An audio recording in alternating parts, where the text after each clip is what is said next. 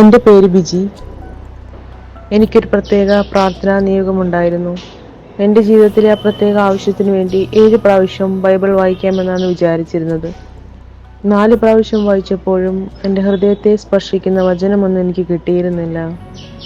എൻ്റെ അജ്ഞാപത്തെ വായനയ്ക്ക് എനിക്ക് കിട്ടിയ സമയം ഒട്ടും കംഫർട്ടബിൾ ആയിരുന്നില്ല.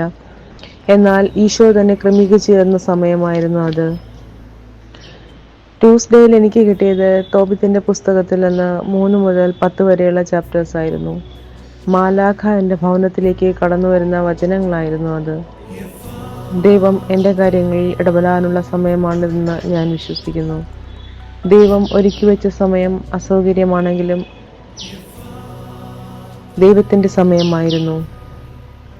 ദൈവത്തിൻ്റെ ഇടപെടലുണ്ടാകാൻ അതിനിടയാക്കി. ദൈവത്തിന് നന്ദി പറയുന്നു. ദൈവം നിങ്ങളെല്ലാവരെയും സമൃദ്ധമായി അനുഗ്രഹിക്കട്ടെ.